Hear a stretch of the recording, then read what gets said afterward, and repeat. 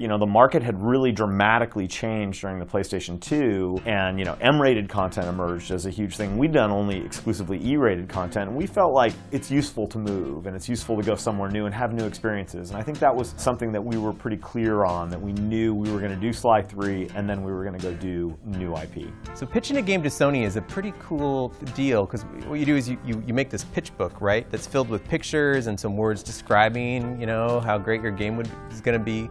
On faith, they kind of say, okay, let's do it, based on just their gut emotional reaction, which at the time I thought was totally bonkers, to be honest. Like this huge project based on this small book, but that gut emotional reaction is what matters. We pitched actually a bunch of different titles. We pitched a game that was called Nasty Little Things, where you kind of collected little creatures and went on adventures with them, and they were actually summoned off of his tattoos. We had 4 games that we had trotted out to them, one of which was called Uncharted.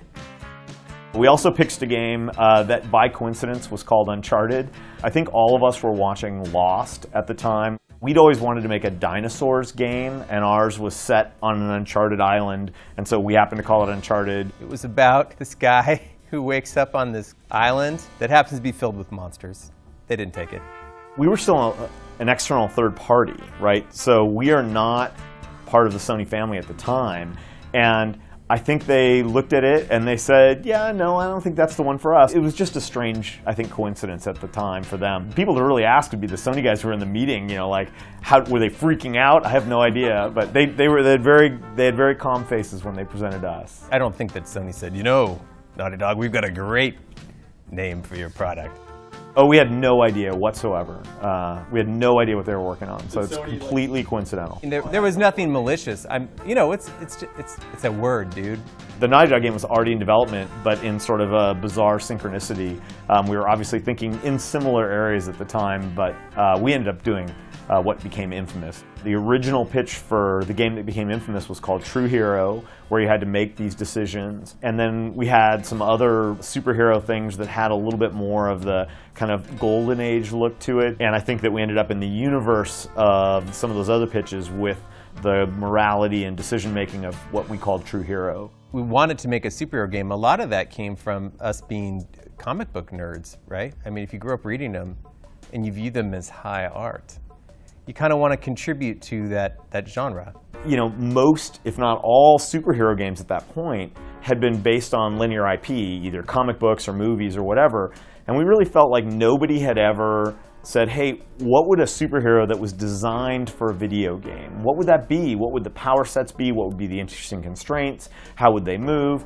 And we really felt like that was something that was worth exploring. All of us had played through Grand Theft Auto, and we thought, well, this is a great game. I wish I could fly. I wish I were a superhero. We're like, all right, great. Let's make the open world superhero game.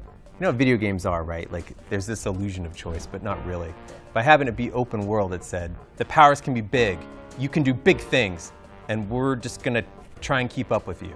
And we transitioned off of Sly, which was a huge change spiritually for the team. There were a lot of artists here who were central and a huge part of what we did on Sly that weren't interested in making a realistic game. And so those people left, and we love them, but it just wasn't their path.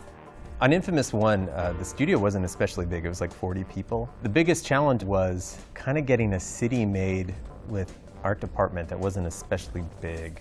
The art team was like 15 people.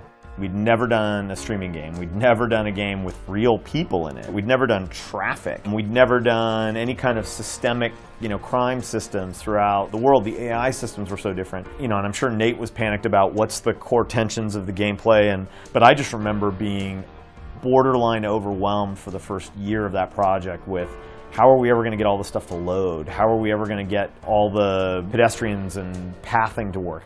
I remember trying to find the character of Cole McGrath, and I remember a distinct design meeting where one of the artists, Bart, came into the meeting that day with this idea that what if we made him a bike messenger? That was a really, I thought, great idea. It was somebody who really belonged in an urban landscape and who most people avoid eye contact with. But at the same time, they're kind of cool. And I remember that day being like, okay, there it is. That was one of those moments where you're like, he is going to be a bike messenger. That is a perfect idea. Cole McGrath was born. The original sort of like, what is your fantasy for having superhuman abilities? We talked a lot about, could you pick up a car? Could you stop an onrushing train? What are those things? But as we started prototyping some of those kind of more iconic ideas, what we found was that smaller basic things really mattered. We loved jumping down on people and having things happen. And so we just retold those with sort of electrical fiction, and they became part of what coal was. It wasn't like this singular moment where we said, hey, it's electricity. It was among a series of powers that we were exploring. It had one hugely defining attribute, which is that it was beautiful. You know, what do video games do really well? And that's like blasting at things. And lightning's great for that, right? Because it kind of hits people. Everyone understands it. And as we got deeper into it, we thought, oh man, this is fantastic because you interact so fundamentally with the city. And by harnessing electricity, you could bring the city back to life. And then, if we did that, then you could suddenly go into areas of town where there wasn't electricity and it would be much more difficult. And it didn't feel like we'd invented that. It felt like a very natural progression. And so it didn't feel like a game. It felt like an experience. And you know, it's a combination of gameplay, narrative, and technology that all have to come together to make that work. And electricity was the fixed point that really helped us get there. Well, climbing in the game came from two things. On Sly Cooper, we made these kind of open world areas and we let players climb their way out of guards' kind of perception. And it was pretty cool, but we wanted to kind of like go further. And the second real motivation for climbing in Infamous were those parkour videos that those Russian kids made. You know what I'm talking about? Where they're like jumping around these old bombed out factories. And they were just super cool. And you're like, oh, we gotta make a video game about that. So thank you, Russian kids. They were cool. Parkour was probably 5 full rewrites, like throw away the code and try again. We had so many different attempts at the climbing systems and tried so many different approaches to that. Just that one idea was, I think, probably 2 years of Chris's life was just climbing. It's just the way that project went. It was a long, arduous process. And we didn't really know how big a game we were making at the time. We always try to be careful to define our criteria for success before the title comes out, because it can be a little bit of you know, the goalposts keep receding as you think, oh, well, that was what we wanted. We really wanted more. And so I think that on any new intellectual property, the critical thing for us was that we made a profitable title so we could pay profits to our employees, and that we got to make a sequel. And that happened. And so that was our definition of success. Upon the release of Infamous 1, the thing that really kind of stuck with me, I was going to E3 and I was wearing an Infamous shirt. I was on the subway in LA, and this random dude comes up to me and says, oh, Infamous, hey, that's a good game. That was it. I didn't say that I worked on it. I just thought, well, that's super random that this dude would just make a point of telling me that. That was my favorite thing that I got.